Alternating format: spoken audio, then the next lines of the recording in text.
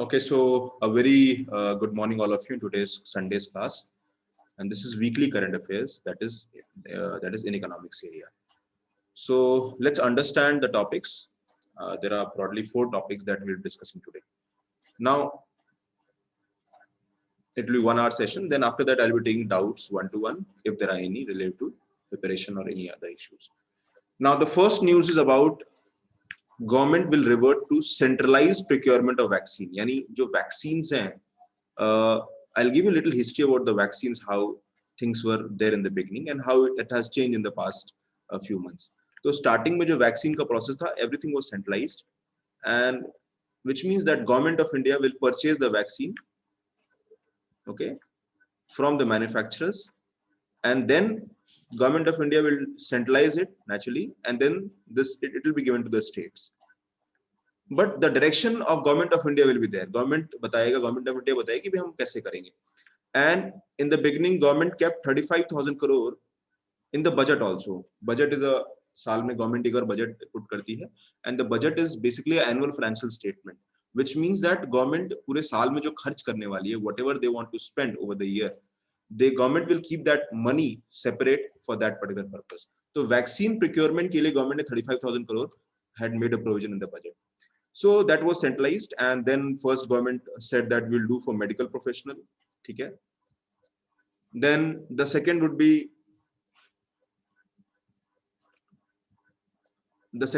at the time of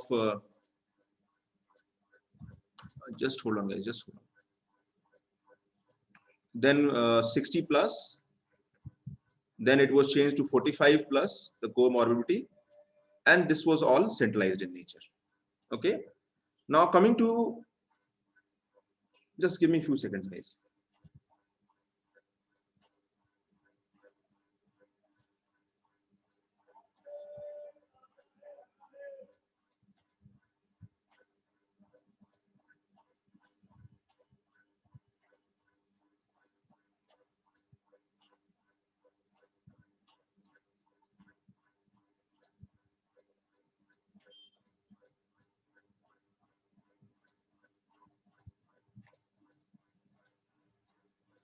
Okay, so government ने पहले कहा कि first the medical professional and the COVID warriors, the frontline workers, they will, उनको पहले हम vaccine कराएंगे, and उसके बाद will do the focus on the 60 plus age group, then 45 plus with comorbidity, यानी कोई उनको पहले से disease है.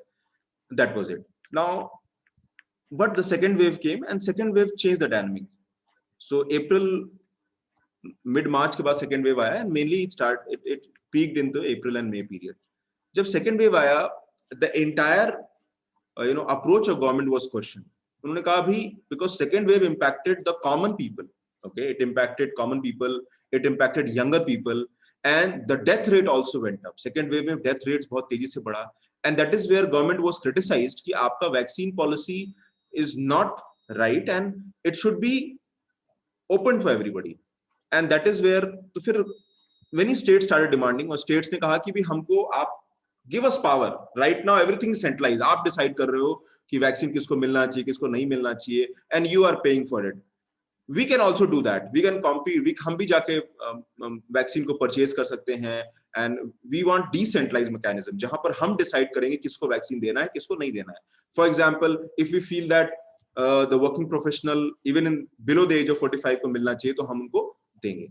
And that is where criticism was made of the government all the time. जब government criticism start हुआ across all the areas, then what happened कि government of India made a change. और government of India ने क्या किया? Government of India ने, they said decentralized. States को कहा कि ठीक है, total जो vaccine होगा 50% हम purchase करेंगे, ठीक है, वो आपको हम देंगे, and rest 50% you have to do it. Rest 50% क्या, उसमें भी 25% was for private basically. So rest 25% जो remaining है वो आप purchase करो. You go and do that. We'll provide you 50% and you can do that. Now states became critical. उन्होंने कहा रे, पहले states ने बोला कि आप हमको give us the power so that we can do that. But states बाद में critical हो गया, because when the states went to different vaccine manufacturers, उन्होंने कहा कि भाई हम कैसे देंगे.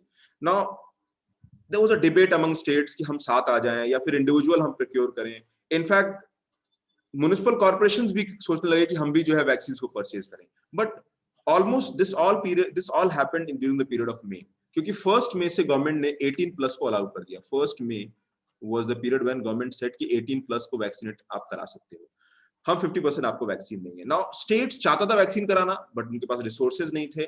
ऑल्सो स्टेट प्रोक्योर कैसे करेगा?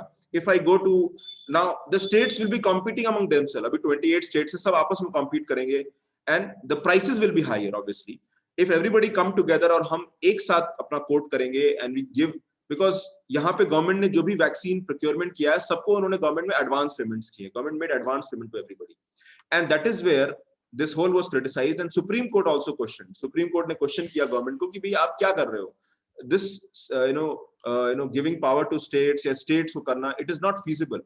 And what about 18? If vaccine is free for other people, why not it is free for everybody? Vaccine सबके लिए free होना चाहिए, and that is what we want, because currently vaccine is about right to life, okay, आप सबको equally treat कर, right to equality, and that is where government अपने level पे भी डिस्कशन कर रही थी, because this decentralized vaccine process जहां हाफ स्टेट्स करेंगे और हाफ सेंट्रल गवर्नमेंट करेगा, वो वर्क नहीं कर रहा था, and that is where government again announced that we will procure 75% of the vaccine, हम 75% वैक्सीन हम खुद खरीदेंगे and will give it to the state governments, rest 25% will be for the private players, यानी private जो आपके hospitals हैं, all those thing can be done. ये 75%, which means now everything is centralized and government of India will purchase the vaccine और वो states को देगा, और पूरे इंडिया में 75% वैक्सीन जो है वो गवर्नमेंट प्रोवाइड करेगी as per it. Theoretically 75% है, but it is like if you want to go and vaccinate, आप गवर्नमेंट के प्रोसेस से वैक्सीनेट करा सकते हो। People who have money and resource, उनको लगता है कि नहीं हमको प्राइवेट में कराना चाहिए, और they have a longer waiting period in the private government thing, so they can go and get it done in the private as well. आप प्राइवेट में भी जल्दी से करा सकते हो, and that is how so government came with centralized procurement, and this will start from 21st of June. 21st of June से start होगा international yoga day. International yoga day भी इसी दिन होता है, so it will start on that day. So prime minister has announced that India would revert to the system of centralized procurement of vaccine against COVID-19, और अभी free vaccine भी announce कर दिया गया इन दिस एज ग्रुप, पहले ये नहीं था। जो फ्री वैक्सीन हो रही थी उससे पहले, that were mainly state government were paying for that. 25% जो वैक्सीन है, they are open for the private sector, and this is announcement comes out of the week when Supreme Court ने government से पूछा कि आपका जो 35,000 करोड़ आपने बजट में एलोकेशन किया है, how that will be spent या कैसे वो स्पेंड हुआ है, उसका मुझे डिटेल दीजिए। So right now, in short, we can say that now the vaccination will be centralized, and क्योंकि सुप्रीम कोर्ट ने भी क्वेश्चन किया था, and remember there was a problem also, because जो हमारा वैक्सीनेशन रेट था, it came down, it was high in April, it was high in March, and suddenly it came down to very low level, also because of the pandemic bhi issues the. So Supreme Court slammed the central on the 3 cardinal issues. Pehla to decentralized procurement of vaccine. How will you do decentralized procurement? Because it is not logical. What about the people 60 plus 45 plus, they are getting it, फिर states कैसे address करेंगे, because there are 28 states, how will they compete, या वो vaccine कैसे purchase करेंगे, there is a problem. Second is differential pricing. If state will procure, उनका price अलग होगा, government of India procure करेगा, उसका pricing अलग होगा. Remember, government of India gave money also. Government of India gave money for research. जब research and development में, in the beginning when the pandemic started, government gave money to National Institute of Virology, ICMR जिसने ये Covaxin बनाया था, तो उनको government ने पैसा भी दिया था. Even advance payments were made to the vaccine manufacturers also, so that they can do some research and development. तो एक क्वेश्चन ये भी था कि जब गवर्नमेंट पैसा प्रोवाइड कर रही है, so don't you think that government of India should try to do all the procurement, and they should do it. ये डिफरेंशियल प्राइसिंग में सब एक स्टेट में 500 का मिल रहा है, दूसरे स्टेट में 300 का मिल रहा है, ऐसा नहीं होना चाहिए, because we should have common price for everybody. And third was paid vaccination for 18 to 44 age group under liberalized vaccine policy. तो ये तीनों क्वेश्चन किया गया. It's other thing that all state government said कि हम फ्री वैक्सीन देंगे, and this central state conflict happened for almost a month. Supreme Court also came in between, and now we have a centralized procurement. और अभी का जो reality है that this is going to change, and across India we'll see a very high pace of vaccination. Government is also planning that after 15th of July के बाद we will vaccinate 1 crore population every day. and government has almost planned 200 crore doses till December 2021. So these are planned. We'll see how things turn out. But the reality is that the vaccination is going at a very good pace. अच्छे pace से vaccination चल रहा है, and that is a positive effect. So how many of you have been? कितने लोगों ने vaccination ले लिया है? How many of you among have got vaccinated?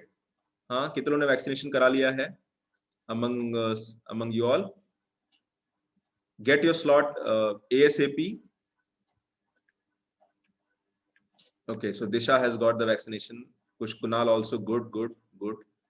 I also got vaccinated, even though I was COVID infected or government ka ruling tha 3 months, but I did it after 6 weeks only. Okay, so all the student, get yourself vaccinated. It is very important because we don't know how things are going to turn in the coming months. ठीक है, थोड़ा सा दिक्कत होगा एक दो दिन. Okay, maybe you have to wait for half a day, or you have to okay, Covishield ka dose liya. Okay, fair enough, good. So that is about the first news, that is centralized procurement of vaccine. Now coming to the concept of privatization. So basically government of India का जब budget आया था on 1st of February 2021, government ने एक बहुत ही ambitious target of disinvestment, and government का जो target था that they will sell the government companies. Remember, there are around 300 central government PSUs. PSUs means public sector enterprises, undertakings जो हैं. So these includes banks, then we have government companies. So the whole, all these, इनको government को disinvest करना है. Disinvest means government will sell them. So and the target was to realize 175 lakh crore in 1 year.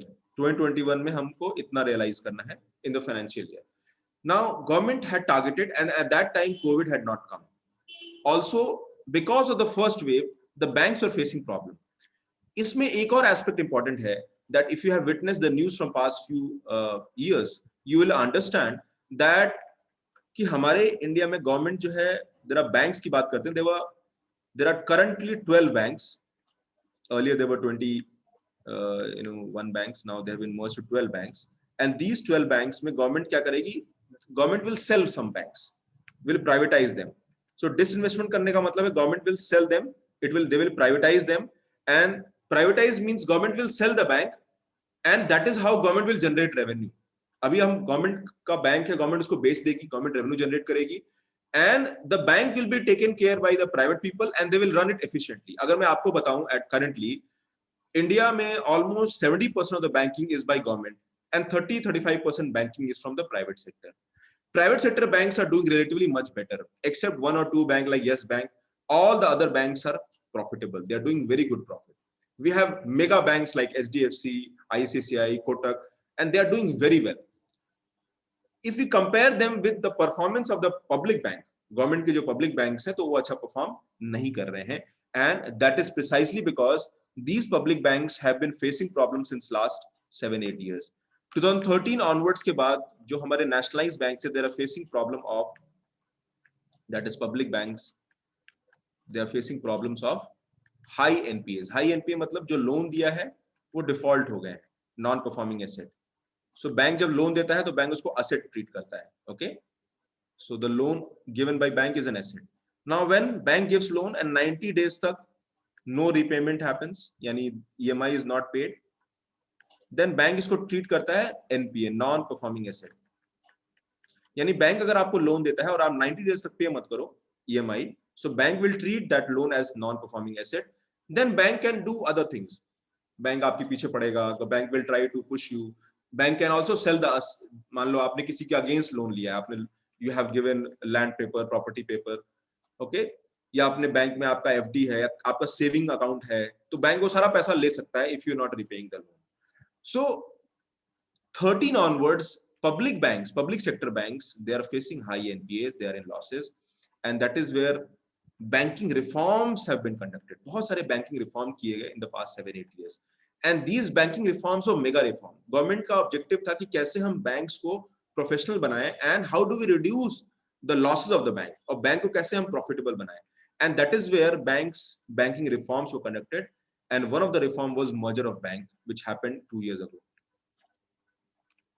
At the same time, government ने एक बात और कही that rather than having so many banks, government should own only few banks. Government should own 4-5 big banks. Other banks को हम sell कर देंगे.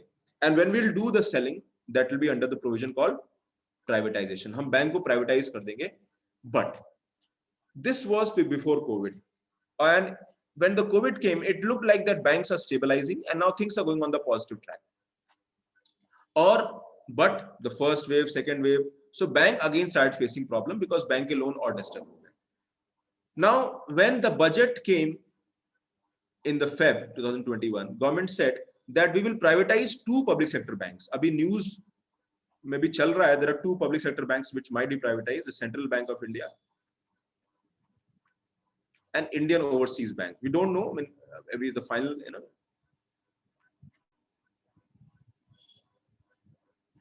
Okay, so government wanted to sell them. Government चाहती थी को हम बेच दें, and when we sell them, government first the banks are in losses, so government को नुकसान नहीं होगा. And when the private will take over, जब private take over करेगा, तो private will bring efficiency. Private will ensure that banks perform efficiently. Private will ensure that कि loans अच्छे लोगों को दिए जाएं, people who might default उनको loan ना दिए जाएं. Asset जो भी loans दिए जा रहे हैं या जो बैंक प्रोफेशनल तरीके से चलना चाहिए. Bank should not follow a process system जहां पर पॉलिटिसाइजेशन हो रहा है या इंटरफेरेंस हो रहा है, वो सब नहीं होना चाहिए. But Fitch rating, what is Fitch? Fitch is a international rating organization, एक इंटरनेशनल रेटिंग बॉडी है जो इकोनॉमी के डिफरेंट एस्पेक्ट को रेट करती है. ना एज पर दिस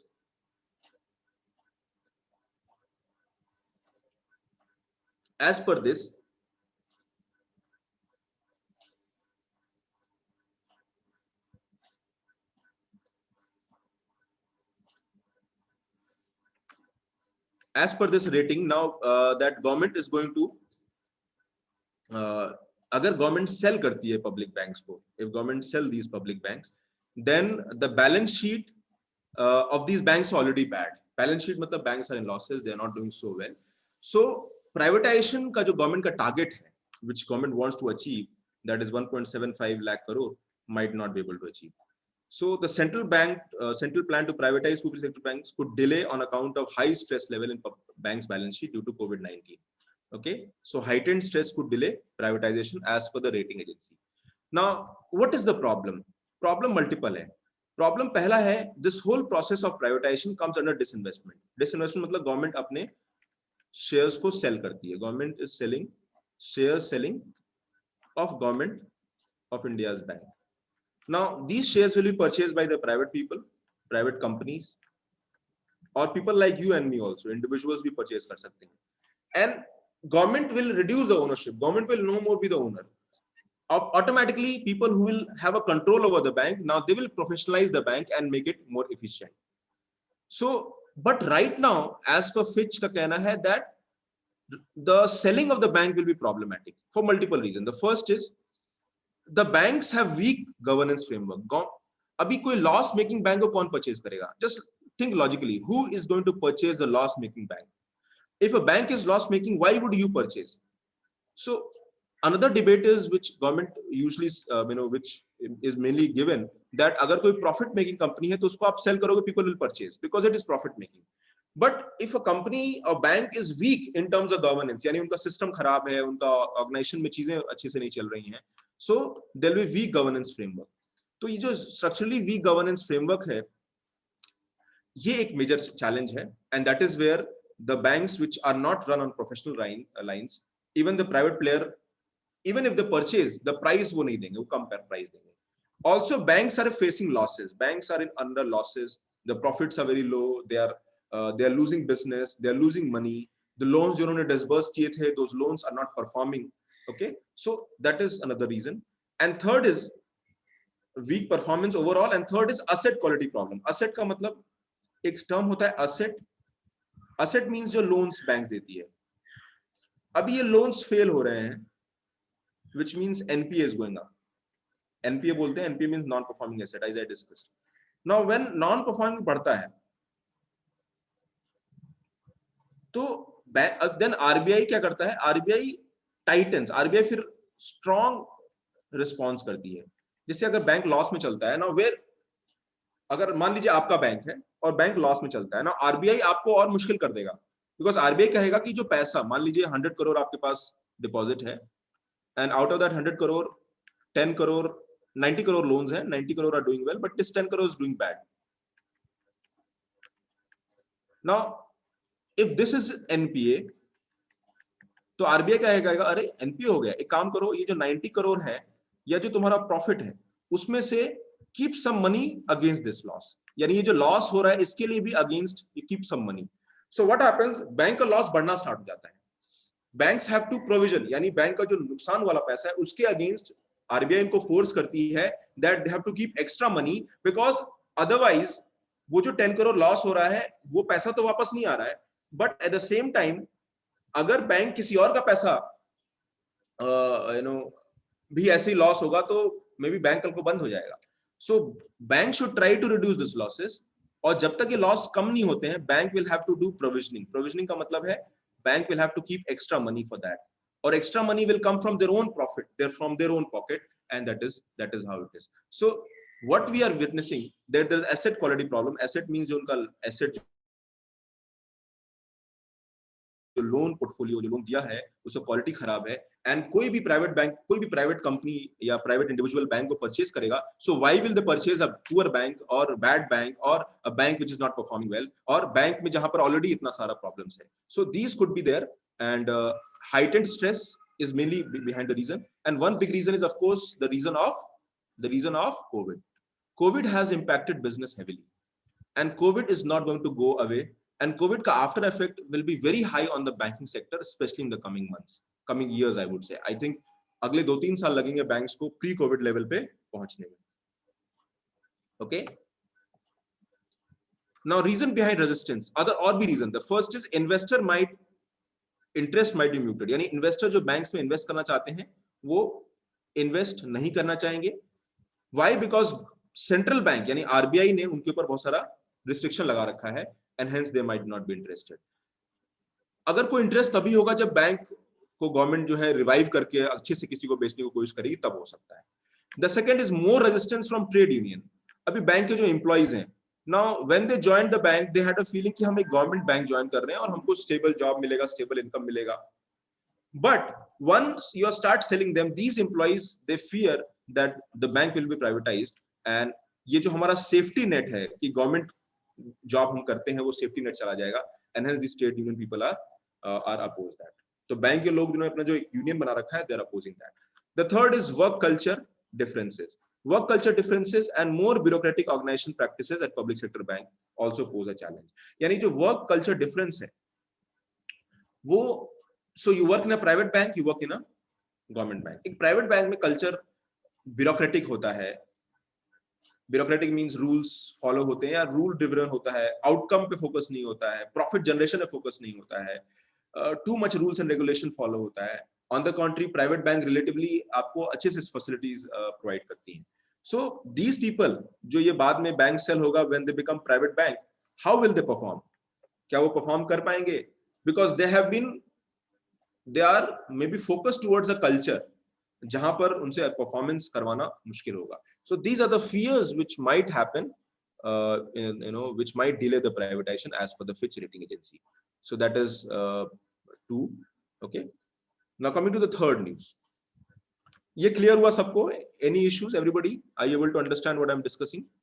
सबको क्लियर हुआ?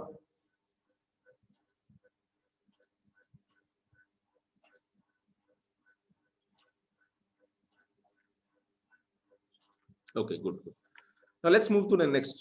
World Bank sees India growing at 8.3%.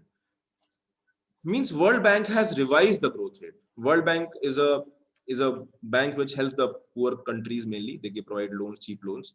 So World Bank also gives the estimate how economy will do. पूरा world economy कैसा करेगा? तो अभी जिनका current estimate है that India will grow at 8.3% in 2020, 21-22. Earlier it was 10-11%, 11% के आसपास था. And that is precisely because of second COVID wave. Second COVID wave has hit people badly. It has hit very badly, and we are expecting that this will hit the economy. In fact, RBI ने जो कहा था, RBI said that growth will be 9.5%. Okay, RBI ने पहले expected था 10.5%. Now, as per RBI, it will come down to 9.5% because of second COVID wave. So Indian economy is expected to grow at 8.3% and 2022-23 में, यानी जो उसका अगला साल होगा, India will grow at 7.5%. And that is because of the multiple reason. क्यों grow करेगा? Naturally COVID is one reason. So balance sheet of household जिनका businesses है या जिनकी income जिनकी salaries cut हुई हैं, ऐसा भी हुआ है, government job हो या private job हो, the salaries have been cut. Private job में तो ज्यादा हुआ है, government job में salaries तो cut नहीं हुई है, but जो DNS allowances होते हैं वो government ने काफी कम कर दिए हैं. So net salaries have come down. So balance sheet of household मतलब जो common family है उनका income कम हुआ है. Companies might face losses. Banks are also under losses. And एक COVID में अभी क्या है? What is the money? Where is the area you are trying to spend? In COVID, you are focused at the basics and essentials of life. You are focused on maybe medicine. You are focused on maybe food items. And अगर आपको car purchase करना है, आप postpone कर दोगे. अगर आपको कुछ घर में कुछ काम कराना है या फिर you want to do some investment, you will postpone that. That is called low consumer confidence. Okay, so consumer confidence is less because consumer does not know. We all are consumers, remember. और consumer को पता नहीं है कि economy normal कब होगा, because there is a heightened uncertainty on job and income. जिनके पास job भी है उनको लगता है अरे job कल रहेगी नहीं रहेगी, मेरा income stable रहेगा नहीं रहेगा. These are the fear, and in that fear the people will reduce the discretionary expenditures. जो उनके discretionary expenditures होते हैं, जो ऐसे खर्चे जो आप postpone कर सकते हो, तो वो postpone करेंगे. So that is one big reason. Now I will tell you an economic concept and that will give you a more better idea. Normally in any economy, the demand and economy runs on the principle of demand and supply. Demand and supply. अगर demand रहेगा तो supply will be there. अगर demand रहेगा तो production होगा and the supply will be done. So, but if demand comes down, अगर demand कम हो जाएगा, so supply भी कम हो जाएगा. And if the supply is less, which means unemployment will go high. And automatically इससे हमारी country का national income impact होगा. Which means कि जो हमारी country का GDP है, that will shrink. As we saw in 2020, that GDP shrunk by 7.3%. यानी हमारी economy negative 7.3% से grow करी. इसका मतलब ये है कि last year in 1920, if economy was 100 rupees, in 2021 the economy came to 100 minus 7.3. Okay, so ये हमारा economy हो गया, which you can do the math, 92.7. तो हमारी economy जो है 92.7 हो गई, जो pre-COVID time में 100 थी.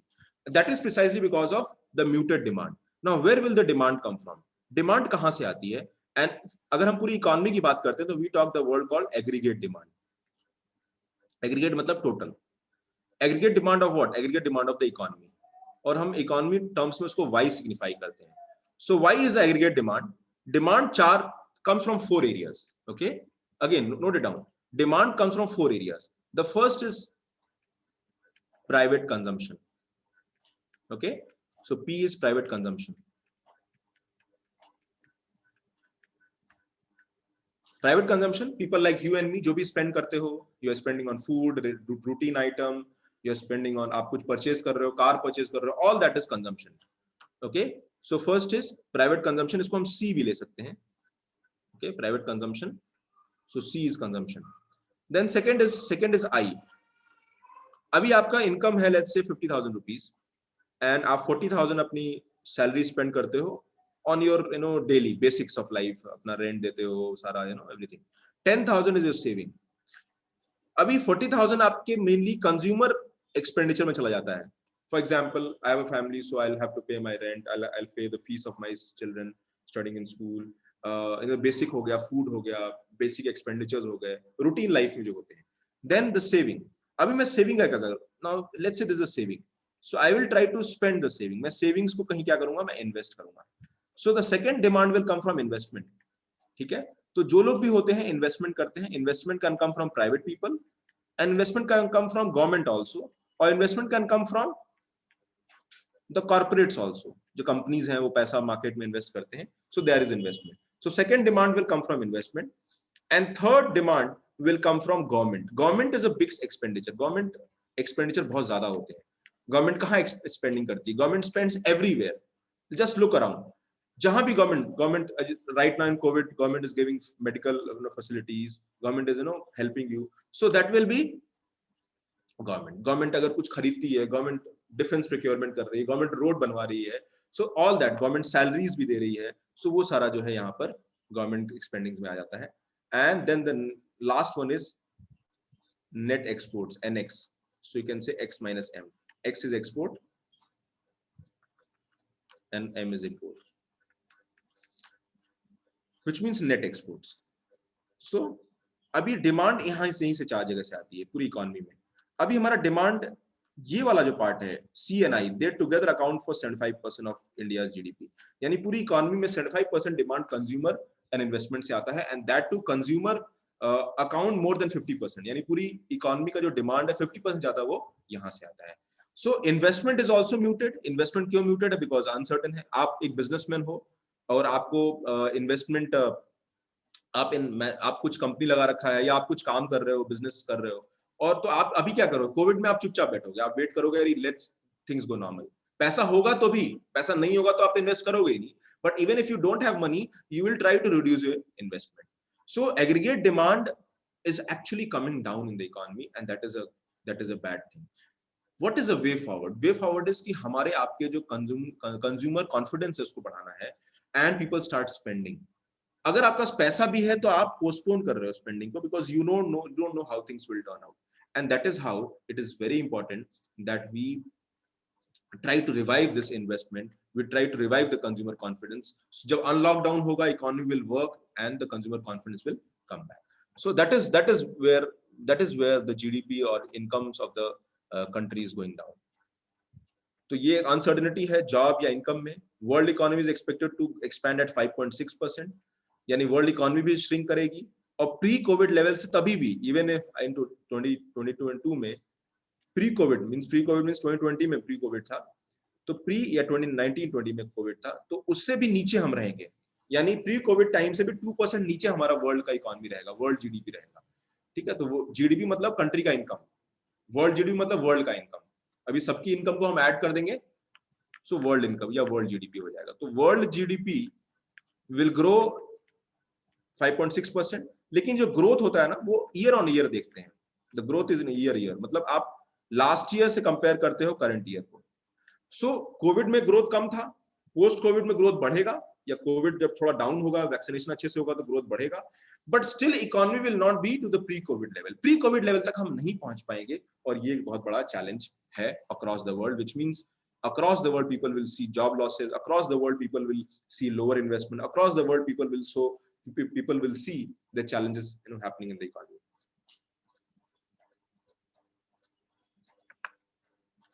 Okay, so that is about the world GDP. The growth rate forecasted for India 2021 वो जो जाता, world bank is upward revision from January 5.4%. Okay, तो हमारा जो फोरकास्ट था उन्होंने थोड़ा बढ़ा दिया है, but because of the second जो है वेव जो हुआ है, again we might see muted response. So what is a way forward? We have to, अभी हमको क्या करना है? हमको इकोनॉमी को रिवाइव करना है, गवर्नमेंट ऑफ इंडिया को रिवाइव करना है, स्टेट गवर्नमेंट्स को रिवाइव करना है, and for that government will have to spend where. अभी कैसे हम कॉन्फिडेंस को रिवाइव करेंगे? In spending on infrastructure, rural development, health. Okay, and we might also see better recovery and manufacturing. ऐसा report जो है वर्ल्ड बैंक का कहता है. तो अगर हम लोग, इंडिया हायर स्पेंडिंग करता है infrastructure, rural development and health, okay, तो ये जो है होना ही है. So world bank suggest that if we make an effort, economy will revive, but remember vaccination is the only way forward. अगर vaccination अच्छे से करते हैं, then business will come back, because vaccination and debt relief is the only way forward, especially low income countries में. तो India में तो फिर भी देखो वैक्सीनेशन अच्छे से हो जाएगा अगले 6-8 महीने में. I personally believe that will be able to touch 60% of the population. But across the world अगर वैक्सीनेशन अच्छे से नहीं होगा तो हमारी इकोनॉमी में उसका इम्पैक्ट नहीं रहेगा. So as health crisis deepens, policy makers will need to address the pandemic's lasting effect and take steps to spur green resilient inclusive growth and safeguard macro economic stability. यानी हमारी economy में हमको world bank का ये कहना है कि आपको इंक्लूसिव ग्रोथ इंश्योर करना है, वैक्सीनेशन अच्छे से करना है, give support to people who have been impacted by the COVID, whether income impact or business impact. आप दोनों को help करिए, and that is the only way forward for revival. So that is about the World Bank sees India's growth at 8.3%. Now, the last आज का जो news है, Center announces hike in MSP for paddy, pulses and oil seeds. Now, so MSP क्या है? MSP is a minimum support price, and it is a price at which Government of India purchase food grains.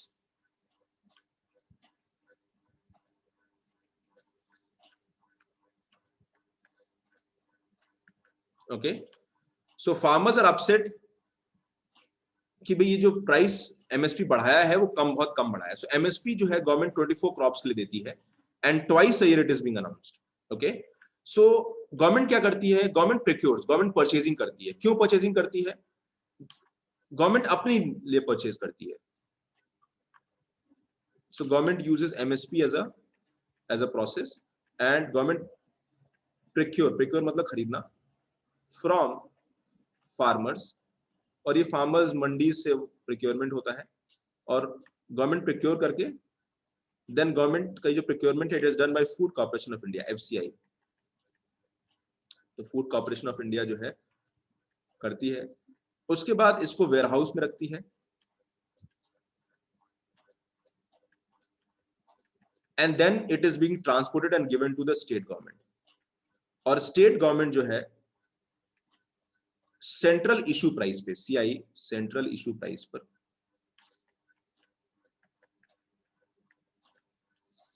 जिसको CIP बोलते हैं, through 5.5 lakh ration shops.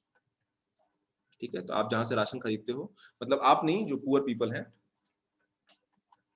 सो 5.5 lakh ration shops India में है, जिसको हम fair price shops, FRP sorry fair price shops, FPS। तो ration shop तो government of India procure करती है, ठीक है, MSP प्राइस पर, और ये फूड कॉर्पोरेशन ऑफ इंडिया खरीदता है, फिर वो वेयरहाउस में रख के फिर स्टेट गवर्नमेंट को देता है, और स्टेट गवर्नमेंट जो है पुअर पीपल को सेंट्रल इशू प्राइस पर देती है।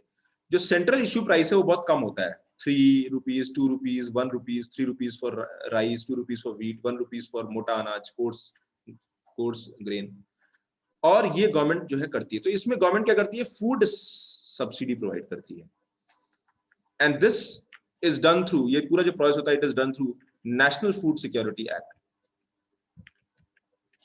ठीक है ना, नेशनल फूड सिक्योरिटी एक्ट 2013। तो ये जो NFSA है 2013, नेशनल फूड सिक्योरिटी 2013, उसके तहत गवर्नमेंट करती है, एंड 80 करोड़ पॉपुलेशन को ये फूड मिलता है, और ये बहुत सस्ता मिलता है सेंट्रल इशू प्राइस पे, 3 रुपए, 2 रुपए, 1 रुपए। नाउ इसमें गवर्नमेंट का जो मेजर ऑब्जेक्टिव होता है, MSP के थ्रू गवर्नमेंट मोटिवेट करती है फार्मर्स को कि आप प्रोड्यूस करो, एंड ये जो पूरा फोकस है MSP का वो व्हीट एंड राइस की तरफ ज्यादा रहता था। यानी गवर्नमेंट चाहती थी कि हम व्हीट और राइस, MSP के through government wheat and rice को प्रोक्योर करें, बट प्रॉब्लम होने लगी। प्रॉब्लम क्या होने लगी? गवर्नमेंट का जो डिमांड था, रिक्वायरमेंट था, उसका ऑलमोस्ट 2 टाइम्स गवर्नमेंट को प्रोक्योर करना पड़ रहा था। उसका कारण यह था कि गवर्नमेंट ने फार्मर्स को प्रॉमिस किया था कि मार्केट में कुछ भी हो, अगर आप हमारे पास सेल करने आओगे हम सारा परचेज करेंगे, but there is a problem. Government को डिमांड है, लेट्स से 44 मिलियन टन का डिमांड है, रिक्वायरमेंट है फूड सिक्योरिटी के लिए, लेकिन जब मंडी में जाते हैं तो फार्मर सारा गवर्नमेंट को बेचने की कोशिश कर रही है, तो गवर्नमेंट जो है 80 मिलियन टन खरीद लेती है, बट इस 80 मिलियन टन को हम यूज नहीं कर सकते हैं। The reason why we can't use that, because हमारा रिक्वायरमेंट 44 का है, सो मे बी जो ये बिच का है वो लॉस में जा रहा है। अभी ये जो रिमेनिंग आइटम है उसको आप मार्केट में सेल कर सकते हो, बट मार्केट में उसका क्वालिटी खराब है, एक्सपोर्ट कर सकते हो बट एक्सपोर्ट की क्वालिटी भी खराब है, तो आप नहीं कर सकते हो। सो ये सारा प्रॉब्लम है। और तो गवर्नमेंट क्या चाहती है, that farmer should move from wheat and rice, wheat rice कम करें, and they should diversify the crop. वो डाइवर्सिफाई करें किसकी तरफ, डाइवर्सिफाइड थ्रू पल्सेस, यानी दाल की तरफ जाएं। ऑयल सीड्स मतलब जैसे हमारा मस्टर्ड ऑयल और ये सब जो ऑयल होता है ना, सोया ऑयल, ये सब बनता है, तो ऑयल सीड्स की तरफ जाएं। ठीक है, पल्सेस हो गया, ऑयल सीड्स हो गया, या फिर जो है आपका मोटा अनाज, कोर्स ग्रेन हो गया। अब इनसे क्या है, दीज आर, अभी लोग व्हीट एंड राइस पे फोकस कर रहे हैं, गवर्नमेंट कह रही नहीं है आप डाइवर्सिफाई करो, क्योंकि हमारा we are producing more than the requirement. अब प्रॉब्लम क्या हो रहा है, जब गवर्नमेंट इधर पुश कर रही है तो फार्मर नहीं चाहता इधर जाना। व्हाई? बिकॉज फार्मर को लगता है कि भाई wheat and rice safe option है, बट गवर्नमेंट कह रही है नहीं, आप पल्सेस एंड ऑयल सीड्स की तरफ जाओ, वो भी सेफर ऑप्शन है, हम उस पर भी प्राइस देंगे। देन फार्मर्स, फिर फार्मर्स ने डिमांड करना स्टार्ट कर दिया कि नहीं, आप जो है लीगल लॉ बनाओ, and under that legal law government MSP में परचेज करे, और प्राइवेट में भी, यानी कहीं भी एमएसपी पे ही परचेज हो जाए, उससे ऊपर हो। But this is not possible, because जो मार्केट प्राइस होता है that depends on demand and supply. Government जो एमएसपी देती है that is not based on demand supply. Government एक फार्मर को सिक्योरिटी प्रोवाइड करती है कि भाई अगर आपका मार्केट में प्राइस कम होगा तो भी कोई फर्क नहीं पड़ता, हम आपका परचेज करेंगे। एंड एमएसपी का जो फॉर्मूला होता है, द एमएसपी का जो फॉर्मूला होता है, as per that formula government क्या करती है, कॉस्ट ऑफ प्रोडक्शन का 50% प्लस, यानी जो आपका जो भी राइस या व्हीट प्रोड्यूस करने का जो कॉस्ट है उसका 50% प्लस आपको देती है, which means at MSP farmers are always in profit. MSP में फार्मर्स को भी नुकसान नहीं होता है, बट मार्केट में नुकसान हो सकता है। द रीजन व्हाई मार्केट में नुकसान हो सकता है, क्योंकि अगर आप मार्केट जाओ और ज्यादा प्रोडक्शन हो गया है तो डिमांड कम हो जाएगा, सप्लाई बढ़ गया है, सो सप्लाई बढ़ गया है तो मार्केट प्राइस कम हो जाएगा, तो फार्मर को लॉस होगा। तो farmer want to be on the safer side. But problem क्या होता है, वेस्टेज ऑफ फूड ग्रेन्स होता है, ठीक है। So MSP has a impact. MSP का जो सिस्टम है currently, it impacts multiple things. Government procures more than need, procures more than need, पहला चैलेंज। सेकेंड इज, ये जो क्रॉप है wheat rice, they cause environmental issues, ठीक है, especially rice जिससे वाटर टेबल जो है कम हो रहा है, ग्राउंड वाटर टेबल या ग्राउंड वाटर कंजम्पशन ज्यादा हो रहा है, ओके, एनवायरमेंटल इश्यूज होते हैं। The third is cost of MSP और फूड सब्सिडी, कॉस्ट बढ़ जाता है बहुत ज्यादा, और ये कहां जाता है, ये गवर्नमेंट के बजट से आता है, तो गवर्नमेंट को लॉस होता है यहाँ पे। The other is MSP limits the growth of other crops, limits the growth of other crop। सारे लोग wheat and rice he produce कर रहे हैं, then the food production is, जो इंडिया में फूड प्रोडक्शन है, is not as per demand and supply। Food production demand and supply के हिसाब से होना चाहिए। अभी आप क्या खा रहे हो, सिर्फ व्हीट राइस खा रहे हो, आपका जो टेबल होता है खाने का उसमें क्या होता है, उसमें व्हीट भी होता है, राइस भी होता है, पल्सेस भी होता है, सैलेड भी होता है, वेजिटेबल्स भी होते हैं, बाद में आप फ्रूट्स भी लेते हो। अभी क्या हो रहा है, व्हीट राइस तो ठीक है, बट अदर आइटम महंगा हो जा रहा है इंडिया में, बिकॉज फार्मर्स को लगता है कि भाई व्हीट राइस हम सिक्योर रहेंगे, बाकी आइटम पे जाएंगे तो शायद हमारा इनकम सिक्योर नहीं होगा या इनकम अनसर्टेन होगा। गवर्नमेंट कहती है नहीं, हमको मार्केट के हिसाब से प्रोड्यूस करना है, आपका जो पूरा अप्रोच है वो सप्लाई ड्रिवन है, तो ये सप्लाई ड्रिवन जो अप्रोच है उससे हमें डिमांड ड्रिवन पे जाना चाहिए। ये सप्लाई ड्रिवन पॉलिसी 1970s में सही थी जब हमारे पास फूड क्राइसिस था, but today we have surplus food, so it should be demand driven. तो जब गवर्नमेंट ने कहा कि हम एमएसपी को लीगल नहीं बना सकते हैं, तो ये फार्मर सारे उठ के आए और इन्होंने कह दिया कि भाई हम प्रोटेस्ट करेंगे। तो एक रीजन तो फार्मर प्रोटेस्ट का ये भी है दैट फार्मर्स वांट स्टेटस को, फार्मर्स चाहते हैं कि स्टेटस को हो, गवर्नमेंट चाहती नहीं है रिफॉर्म किया जाए।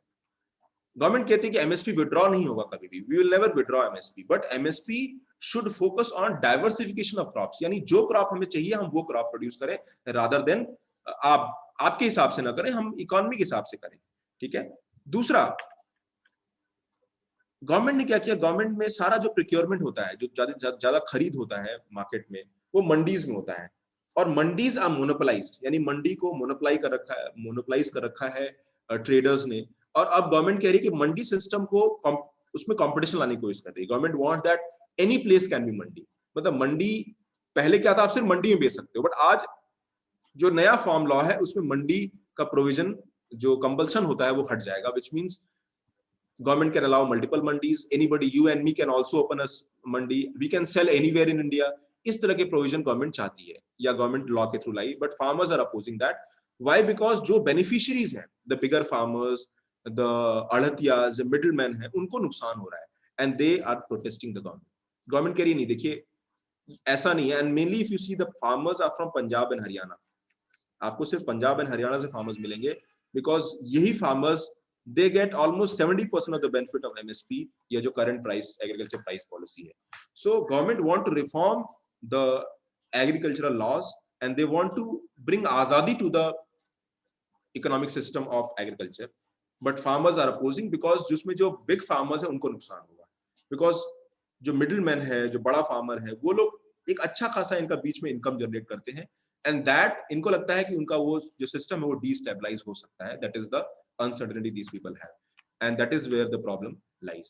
तो ये लोग MSP को चाहते हैं लीगल हो जाए, and गवर्नमेंट ने कहा नहीं, ये पॉसिबल नहीं है.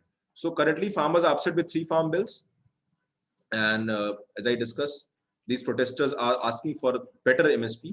वो कह रहे हैं MSP बढ़ा है लेकिन हमें और चाहिए. अगर आप देखोगे तो MSP जो है किसका ज्यादा बड़ा है? MSP नॉर्मली जो है, आप देखो तूर दाल का बड़ा है, ठीक है, यहाँ गवर्नमेंट ने 300 बढ़ा दिया है. पैडी मतलब राइस का सिर्फ 72 रुपीज बढ़ाया है, ठीक है. ग्राउंड नट का बढ़ा दिया है. इनमें देखो राइस ज्यादा है ऑलमोस्ट, यहाँ 72 रुपीज बढ़ाया है, यहाँ 300 रुपए बढ़ाया है, 300 रुपए. और बिकॉज गवर्नमेंट चाहती है कि लोग तूर दाल प्रोड्यूस करें, ठीक है, गवर्नमेंट चाहती है कि ग्राउंड नट प्रोड्यूस करें, सनफ्लावर सीड प्रोड्यूस करें, ताकि इससे डाइवर्सिफाई हो, क्योंकि यहाँ पर हमको इंपोर्ट करना पड़ता है. Government does not want to import because we have the capacity, but government जो कह रही है इस फार्मर्स को उल्टा चाहते हैं. और गवर्नमेंट कह रही है कि भी हम मार्केट, जो प्राइवेट मार्केट है, उसको उसका प्राइस हम डिसाइड नहीं कर सकते हैं, वो तो डिमांड सप्लाई पे रहेगा. नहीं, फार्मर कह रहे नहीं, अक्रॉस इंडिया हर जगह एमएसपी से कम पे नहीं होना चाहिए, यानी प्राइवेट में भी बेचो तो एमएसपी से कम नहीं बेच सकते. तो गवर्नमेंट का नहीं, ऐसा तो पॉसिबल नहीं है. So government have announced the hike of MSP. MSP हर साल गवर्नमेंट अनाउंस करती है, साल में 2 बार, और डिफरेंट क्रॉप्स के लिए. सो जैसे अभी खरीफ क्रॉप होता है, खरीफ मतलब समर क्रॉप, फिर विंटर क्रॉप के लिए राबी क्रॉप्स होते हैं. तभी राबी क्रॉप जो है विंटर क्रॉप है, तो फिर से अनाउंस होगा जब विंटर क्रॉप आएगा. तो but farmers are opposing that, and we know because there is a vested interest also, and कुछ फार्मर्स को ये भी लगता है कि रिफॉर्म लॉन्ग रन में शायद अच्छा ना हो. So there is fear also among the farmers. So this decision is done by Cabinet Secretary on Economic Affairs, and the center said that higher rate of return are promised for urad and oilseed so that farmer idhar ki taraf move kare. The differential remuneration is aimed at encouraging crop diversification ताकि बाकी crops को भी produce किया जा सके, and that is how it has been. Government has been trying कि कैसे हमारा oil seed का production बढ़े, oats या pulses का production बढ़े, और वो MSP के through government चाहती है. Farmer को encourage कर रही है so that they can adopt best practices, they can produce more, and demand supply imbalance जो इकोनॉमी में है, especially for these oil seeds जिसको हम import करते हैं, वो ना रहे. And also government wants to ensure that farmer produce nutri-rich cereals, जैसे आपका ज्वार है, बाजरा है. ज्वार बाजरा ये खाने में टेस्ट तो अच्छा कम होता है, but they are very nutritious. Wheat rice से कंपैरिजन ज्यादा न्यूट्रिशियस होते हैं. So that is where government want कि सबको हम फूड जो है न्यूट्रिशियस आइटम भी हम प्रोवाइड करें, उसके लिए इंसेंटिवाइज करें.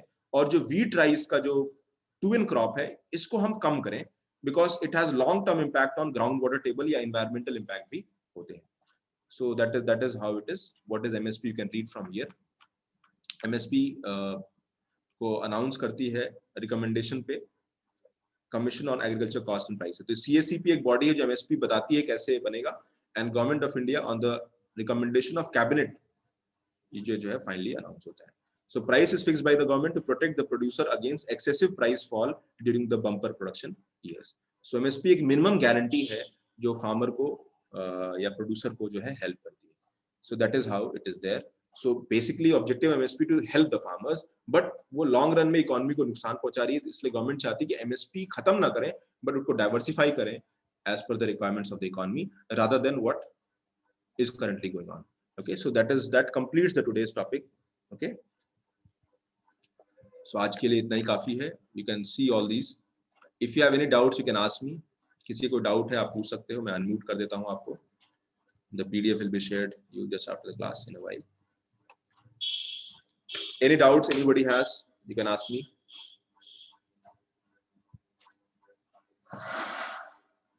किसी को डाउट है?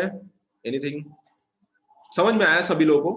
MSP का जो टॉपिक है हम क्लास में डिटेल में when I'll teach agriculture then we'll see. But from current affairs perspective मैंने थोड़ा सा आपको समझा दिया. ठीक है?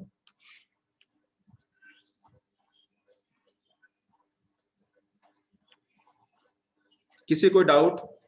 अच्छा, कुछ बहुत सारे स्टूडेंट्स ने मुझे आंसर राइटिंग करके भेजा है, तो मैं थोड़ा आंसर राइटिंग के बारे में बताना चाहता हूँ. Students who are writing answers regularly. Okay, so let me